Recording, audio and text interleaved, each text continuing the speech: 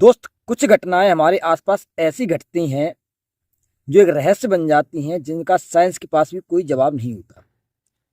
आज एक ऐसी घटना हम आपको बताने वाले हैं। इस घटना को 26 साल हो गए, उसके बाद भी एक रहस्य बना हुआ है और आज 26 साल बाद भी लोग उसे पढ़ते हैं। कुछ लोग इस पे सर्च करते हैं कि आखिर ये कैसे मुमकिन हुआ। घटना चीन की है। एक रहस्यमयी बस जो किस तरह से गायब हो गई और फिर किस हालत में वो मिली, जिसकी मिस्ट्री सुलझाने में 26 साल लग गए और अभी तक कोई सही निर्णय नहीं निकला। चीन में एक 375 रूट की बस चलती थी। बात 1995 की है। सर्दी का मौसम था। 14 नवंबर को एक सरकारी बस रात के 10 बजे अपना लास्ट राउंड लेकर के चलती है। सर्दी का मौसम है, हवा चल रही है, सवारियां भी बस में कम है। टोटल 6 लोग बस में सवार हैं। बस आगे बढ़ती है, अगला स्टॉप आता है। वहां पे कुछ हैरान कर देने वाली घटना घटती है।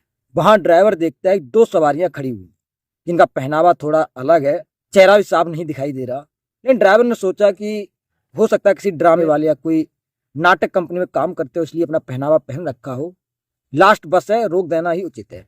तो उसने वहां पे बस रोक दी और पीछे वाला गेट खोला, जिससे वो दोनों लोग ऊपर को चढ़े। लेकिन जब वो ऊपर चढ़े बस में, तो सवारियों ने देखा कि जो ऊपर आए वो 2 नहीं 3 लोग हैं, एक बीच में, और उन्होंने किसी को पकड़ रखा है। दोनों लोगों को सहारा सा दे रखा है उसे। बस में थोड़ा डर का माहौल हुआ। कंडक्टर लेडी थी, उसने ड्राइवर से कहा कि तुमने नई सवारी हैं, पहले 2 दिखाई दे रही हैं, उसमें 3 मुझे नजर आ रही हैं, कुछ अजीब से लग रहे हैं। ड्राइवर ने कहा परेशान होने की बात नहीं, किसी ड्रामा कंपनी से आए होंगे, रात का समय है, आगे 2-3 स्टॉप आगे उतर जाएंगे। अब सवारियों में सबसे आगे एक तरफ लड़का बैठा हुआ, उसके जस्ट पीछे एक बुजुर्ग महिला बैठी हुई है। उसकी 2 सीट छोड़ करके वो 3 लोग बैठे हुए हैं। लेकिन वो बुजुर्ग महिला बार बार घूम घूम के उन तीनों की तरफ देख रही है। हवा चलती या कोई रोशनी होती तो उनकी तरफ देखने की कोशिश करती, पहचानने की कोशिश करती ये कौन है। अभी जो पीछे बुजुर्ग महिला बैठी थी, उसने आगे वाले लड़के का कपड़ा पकड़ के खींचा, उसका कंधा पकड़ के हिलाया और तेज चिल्लाई, आवाज लगाई, ये लड़का चोर है, इसने मेरा पर्स चुराया है। लड़का हैरान से उसकी तरफ देखता है, भाई मैं तुम्हारा कहाँ पर्स चुराया, कैसी बात करती हो आप। जो बुजुर्ग लेडी थी वो चिल्लाने लगी, नहीं मुझे यहीं उतरना है, मुझे अभी इसकी कंप्लेंट करनी है, पुलिस में इसकी रिपोर्ट दर्ज करानी है।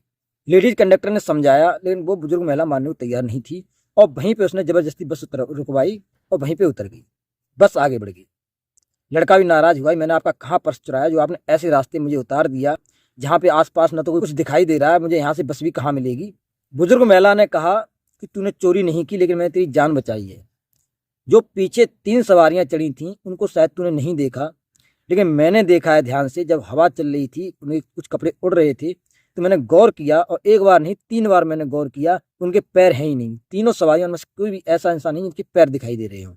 उन लोगों का कमर के नीचे का धड़ है ही नहीं। वो केवल लंबा सा कोट पहन रखा है, इसलिए किसी ने गौर नहीं किया, लेकिन मैंने गौर किया है, वो केवल लंबा कोट है, कमर के नीचे का हिस्सा नहीं है। लड़के ने भी कहा मैंने गौर तो किया, लेकिन मैंने पैरों की तरफ तो ध्यान नहीं दिया, लेकिन वो लोग थे तो बड़े अजीब ही। बुजुर्ग महिला बोली, चलो यहाँ पे पुलिस स्टेशन देखते हैं और कंप्लेंट दर्ज कराते हैं। वो दोनों पुलिस स्टेशन पहुंचे, अपनी घटना बताई कि ऐसे ऐसे बस में 3 लोग चढ़े और मैंने ऐसे ऐसे देखा। पुलिस ने कहा बुजुर्ग लेडीज है, ये कैसी बात करती है, ऐसा कैसे संभव है। लेकिन बुजुर्ग महिला जोर दे कहती रही, नहीं मैंने ये देखा, मैं कन्फर्म हूँ, 100% श्योर हूँ, क्योंकि मैंने एक बार नहीं 3 बार गौर किया है। लेकिन पुलिस ने इस चीज़ पे विश्वास नहीं किया। उसने कहा कोई बात नहीं, ठीक है आप कहती हो मान लेते हैं, रिपोर्ट तो हम आपकी नहीं लिखेंगे। उसने कहा अपना एड्रेस अपना नंबर दे दो मुझे, और अगर जरूरत पड़ेगी तो हम आपको बुला लेंगे। एड्रेस और नंबर ले लिया और बाकी उनको जाने दिया। अब दूसरे दिन 15 नवंबर को एक और कंप्लेंट पुलिस के पास आती है। रूट नंबर 375 जो बस थी हमारी, वो स्टॉप पे नहीं पहुंची। उसे रात के 11 बजे हमारे बस स्टैंड पे पहुंचना था, जो वो नहीं पहुंची, मिसिंग है। हर थाने चौकी पे खबर फैला दी गई कि इस रूट नंबर की, ये नंबर की गाड़ी मिसिंग है, स्टॉप पे नहीं पहुंची। उन दोनों को दोबारा बुलाया गया, कहानी को अच्छे से समझा गया। लेडी ने फिर वही कहानी बताई जो उसने पहले बताई थी, जब किसी ने विश्वास नहीं किया था। लेकिन जब बस गायब हो गई तब उसी कहानी को ध्यान से सुना गया, लोगों ने ध्यान से समझा। अब बस की खोज शुरू हो गई, उसको ढूंढना शुरू हुआ। हर बस स्टॉप पे सीसीटीवी कैमरे लगे हुए थे, उनको देखा गया। तो जहां पे बस को पहुंचना था, वहां से 4 स्टॉप पहले तक तो बस दिखाई दे रही है, उसके आगे बस जाती हुई नहीं दिखाई दे रही। उसके बाद दिन आता है 16 नवंबर, यानी जो घटना हुई उसके 2 दिन बाद।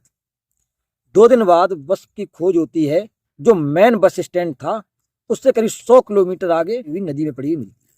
बस को निकाला जाता है, ये वही बस थी, उसी रूट नंबर की बस थी, वही नंबर था गाड़ी का। बस निकाली जाती है, उसमें जो पैसेंजर थे उनको भी निकाला जाता है। तब एक चौंकाने वाली घटना और सामने आती है। बस गिरी थी, उसमें सारे जो भी पैसेंजर थे, ज़्यादा पैसेंजर नहीं थे, 2-4 लोग ही थे, सबकी बॉडी तो सेफ थी क्योंकि सर्दी का मौसम था और 2 दिन हुए थे, 2 दिन में बॉडी खराब नहीं होती। लेकिन जो 3 बॉडी थी जो कोट पैंट में थी, उनका वहाँ भी नीचे का धड़ नहीं था, यानी कमर से नीचे का उनका पूरा हिस्सा गायब था और ऊपर की बॉडी काफ़ी खराब होने लगी थी। अब उस बुजुर्ग महिला का थाने में कंप्लेंट करना, फिर उसी कंडीशन में वहाँ पे बॉडी मिलनी, उसने भी यही बताया था कि वो चल तो रहे थे लेकिन उसका नीचे का हिस्सा नहीं था। अब ये खबर वहाँ की मेन हेडलाइन बन गई। और एक चीज़ और आई थी, जो वहाँ डिपो का जो मैनेजर था उसने एक बात और कही थी कि ये मुमकिन कैसे हुआ, क्योंकि उसमें फ्यूल नहीं था, बस में उतना ही फ्यूल था कि हमारे बस स्टॉप तक आ जाए और थोड़ा बहुत 10-5 किलोमीटर तक और आगे जा सकती है।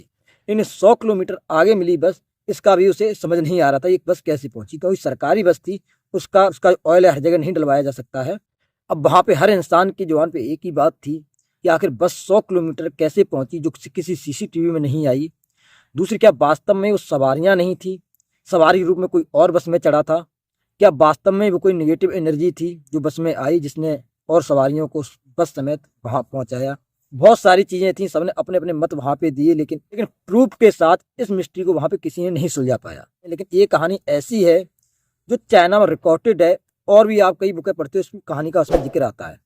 अगर आप गूगल जाके सर्च भी करोगे चीन की घटना को, तो वहां भी आपको ये मिल जाएगी।